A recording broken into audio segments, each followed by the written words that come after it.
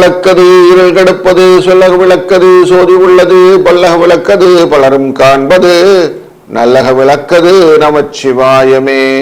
Astro பக்தி talk நேயர்களை இந்த இனிய காலை பொழுதில் சந்திப்பதிலே பெருமகிழ்ச்சி. வணக்கம். 25/7/2026 ஜூலை மாதத்தின் சனிக்கிழமை ஸ்ரீ பராவு வருடத்திலே ஆடி மாதத்தில் 9ஆம் நாள், தட்சிணாயன புண்ணிய காலத்திலே கிருஷ்ண ருது என்கிற முதுவேனிற் காலத்திலே கடக மாதத்திலே சுக்லபக்ஷம் என்கிற வளர்பிறையிலே ஏகாதசி திதியிலே மாலை 1:55 வரை பின்பு துவாதசி திதி கொண்ட இந்த நாள் அனுஷ நட்சத்திரம் காலை 7:29 பின்பு கேட்டை நட்சத்திரம் கொண்ட நாளாக இந்த நாள் அமைகிறது. சர்வ ஏகாதசி, சயன ஏகாதசி, விஷ்ணு சயன ஏகாதசின்னு பேர். எனக்கு பாவங்கள் நீக்கிறது, மன அமைதி கொடுப்பது, செல்வ செழிப்பு கொடுப்பது, ஆன்மீகத்திலே நல்ல முன்னேற்றத்தை கொடுக்கக்கூடியது இந்த சர்வ ஏகாதசி, சயன ஏகாதசி. இந்த விஷ்ணு சயன ஏகாதசியினாலே நம்ம நினைச்ச மாதிரி நடக்கும். அப்படி எல்லாத்தையும் சித்த யோகமாக மாற்றி கொடுக்கும். காலையில 10:45 11:45 வரைக்கும் நல்ல நேரம், சாயங்காலம் 9:30 10:30 மணி வரைக்கும் நல்ல நேரம், ராகு காலம் 9:10, குளிய 6:07, யமகண்டம் 1:03. கிழக்கு பக்கம் செல்பவர்கள் தயிரை பரிகாரமாக பயன்படுத்துவதும், கடக லக்னத்திலே 4 நாழி 7 வினாழி சூரியன் இருப்பதும், 6:02 சூரியன் உதய நேரமும், கார்த்திகை நட்சத்திரக்காரருக்கு சந்திராஷ்டம எஃபெக்டும் இன்னும் உண்டு. சூரியன் குரு உச்சம் என்று கடகராசியிலே, சுக்கிரன் கேது சிம்மம், விருச்சிகத்திலே சந்திரன், ராகு கும்பத்தில், சனி மீனத்தில், ரிஷபத்திலே செவ்வாய், புதன் வக்கர நிவர்த்தியாய் மிதுனம் என்று இந்த நாளில் கோச்சாரம் அமைய ஒரு ராசிக்கு எப்படி பலன் இருக்க போது பார்க்கலாம் வாருங்கள். வணக்கம் மேஷ ராசி நண்பர்களே. மேஷ ராசியின் அஷ்டமத்திலே இன்னைக்கு சந்திரன் இருக்கிறார். கார்த்திகை நட்சத்திரக்காரர்களுக்கு சந்திராஷ்டம எஃபெக்ட் இருக்கும். கொஞ்சம் ஜாக்கிரதையாக இருக்கிறது நல்லது. இருந்தாலும் நல்ல செய்கைகள் செயல்கள் செய்வதனாலே நன்மைகள் வெல்வதற்கான வாய்ப்புகள் நிறைய இருக்கு. எதையுமே அமைதியா யோசித்து நிதானமா செய்யும்போது தனக்கென தனியாக ஒரு இடத்தையே பிடித்து கொள்ளலாம் அப்படின்னு இருக்கிறதுனால இந்த நாள் அழகா அதுக்கேற்ற மாதிரி டியூன் பண்ணிக்கிடுங்க. காலையில விஷ்ணு சகஸ்ரநாமங்கள்லாம் கேளுங்க. சாயங்காலம் அவசியம் விஷ்ணுவின் கோயிலுக்கு சென்று 6 உயரத்துக்கு ஒரு துளசி மாலையை வாங்கி அவருக்கு சார்த்தி கோவிந்த நாம சங்கீர்த்தனம் சொல்லி அவரை வணங்கி வாருங்கள். நிச்சயமாக மன அமைதியும் செல்வ செழிப்பும் உண்டாகும். வாழ்க வளத்துடன். வணக்கம் ரிஷப ராசி நண்பர்களே. மனம் அலைபாய்ந்து கொண்டிருக்கக்கூடிய நாட்களில் தான் யாருன்னா ஒருத்தர் நமக்கு துணை இருக்காங்களா அப்படின்னு தேடும்போது கணவன் மனைவியுடைய அன்பு நிதர்சனமாக தெரியும்.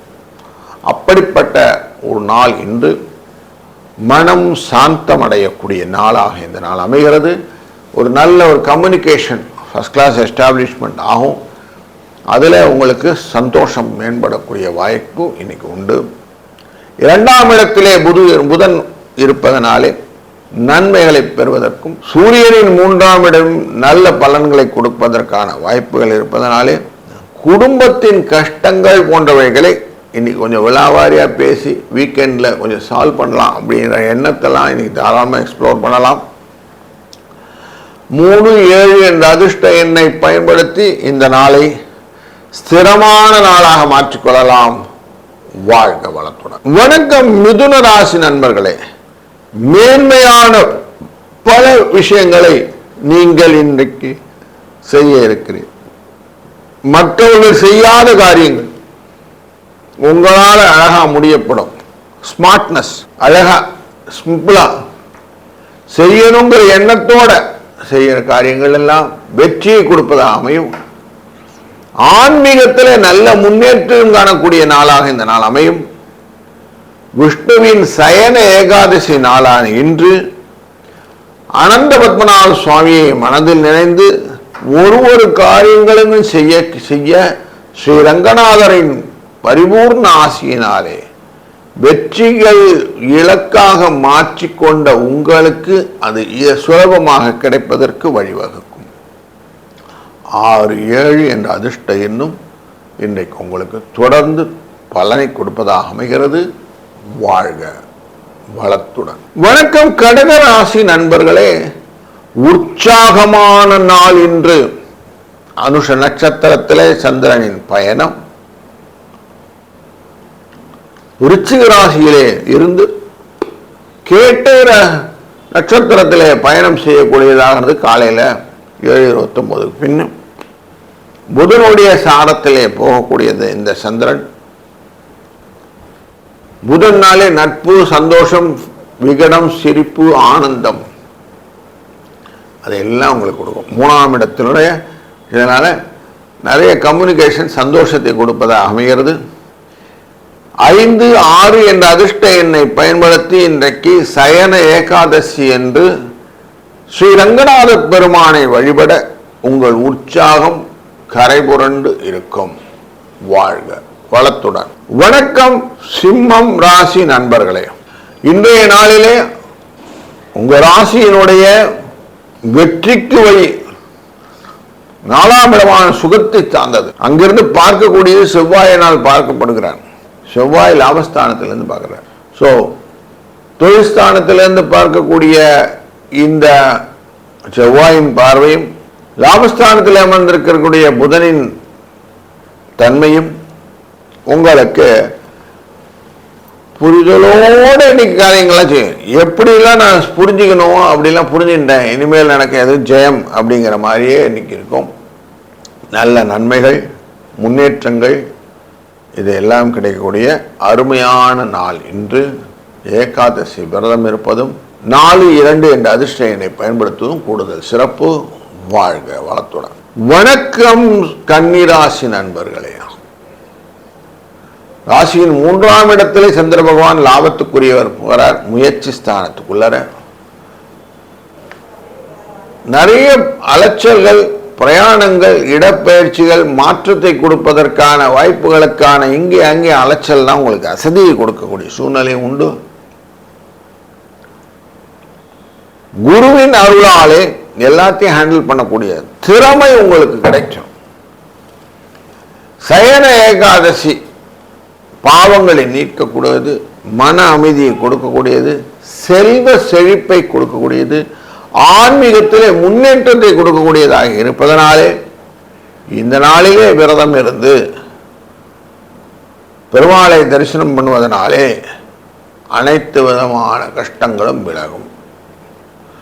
9, 11 என்ற அதிர்ஷ்ட எண்ணை பயன்படுத்திக் கொள்ள சிறப்பு உண்டு. வாழ்க வளத்துடன். வணக்கம் துலாம் ராசி நண்பர்களே, துலாம் அப்படின்னாலே நிறுவைன்னு அர்த்தம்.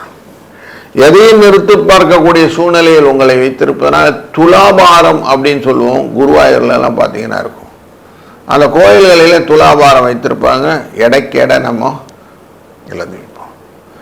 தொல்லைகள் எல்லாம் நிறைய இருக்கு சார், எனக்கு நிறைய கஷ்டங்கள் இருக்கு அப்படின்னா இந்த மாதிரி துலாநாரத்தில் துலாபாரம் கொடுக்குறேன்னு வேண்டிட்டு நீங்கள் கொடுக்கக்கூடிய நிறைக்கு நிறை பொருட்களை அந்த கோவில்களுக்கு நீங்கள் தானமாக அளிக்க அது உங்களுக்கு ப்ளஸ் பாயிண்டாக மாறிடும். அது தொல்லையை நீக்குவதற்கு ஒரு பரிகாரமாக வச்சுக்கலாம். நீங்கள் சயன ஏகாதசியும் போது காசே இல்லாமல் அமைதியாக உட்காரது, மன அமைதியுடன் விரதம் இருந்தால் வெற்றி நிச்சயம். 9, 8 என்ற அதிர்ஷ்ட எண்ணும் துணை நிற்கும்.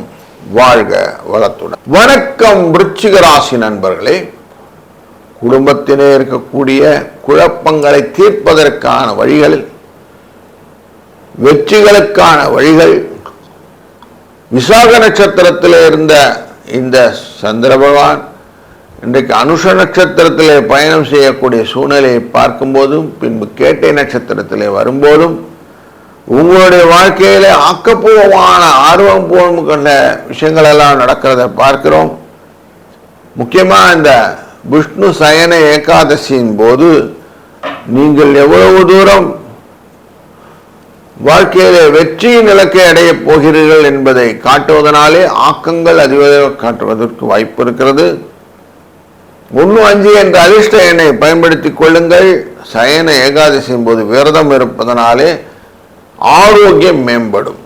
வாழ்க வளத்துடன். வணக்கம் தனுசு ராசி நண்பர்களே. அஷ்டமத்துக்குரியவர் இந்த சந்திரன். இன்றைய நாளிலே அனுஷ நட்சத்திரத்திலிருந்து கேட்ட நட்சத்திரமான 12ஆம் இடத்தில் விருச்சிக ராசியை பயணம் செய்கிறார். அங்கே குருவின் பார்வை இருப்பதனாலே எதையும் கத்துக்கணுங்கிற ஆர்வத்தை கொடுப்பார். கற்றுத்தெறிந்தல் அப்படிங்கிற விஷயத்துக்கு அப்புறம் தான் எதையும் எக்ஸிக்யூட் பண்ணும்போது அதனுடைய மெரிட் டிமெரிட் உங்களுக்கு புரியும். அப்படி தெரிந்து கொண்டு செய்யக்கூடிய சூழ்நிலையை இன்றைய நாள் உங்களுக்கு அமைத்து கொடுக்கிறார் குரு பகவான். சனிவாரமான இன்றைக்கு கொஞ்சம் காலையில மரக்கன்றுகளை நட்டுவிட்டு லாங் டேர்ம் இன்வெஸ்ட்மெண்ட் மாதிரி அதை வச்சுட்டு நீங்கள் வாட்டு மற்ற காரியங்களாக செஞ்சீங்கன்னா அடுத்தடுத்த நிலையிலே அது வளர வளர உங்கள் வாழ்வை நிலையும் மாறிக்கொண்டே இருக்கும். சர்வ ஏகாதசியான இன்று விஷ்ணு பகவானை வழிபடுவதனாலே உங்கள் வாழ்க்கையிலே நன்மைகள் உண்டாகும். வாழ்க வளத்துடன். வணக்கம் மகர ராசி நண்பர்களே. சந்திர பகவான் லாபத்தில் இருக்க செவ்வாயினால் பார்க்கப்படுகிறார்.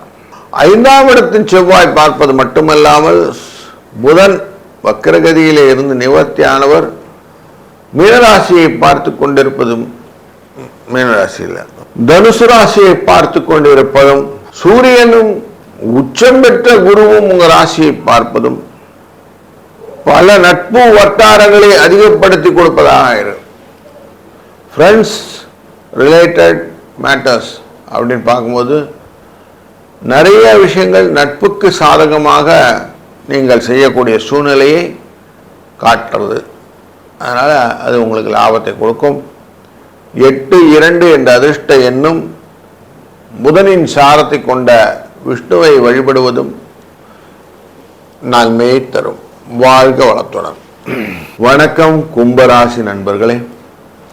6ஆம் இடத்துக்குரிய சந்திர பகவான் இன்றைய நாளிலே உங்கள் ராசியினுடைய 10ஆம் இடமான தொழில் ஸ்தானத்திலே அமர்வதும், அவரை செவ்வாய் பார்ப்பதும், செவ்வாய் 4ஆம் இடத்திலே பார்க்கிறார். கேந்திரம் பார்க்கும் கவலையை கொடுக்கும்னு சொல்லுவாங்க. கவலையை மனதிலே கொடுக்கக்கூடிய சூழ்நிலை இருக்கிறது. பரபரப்பா எதையும் செஞ்சிடணும்னு என்ன வந்ததுன்னா கொஞ்சம் நிறுத்தி நிதானமா யோசிங்க.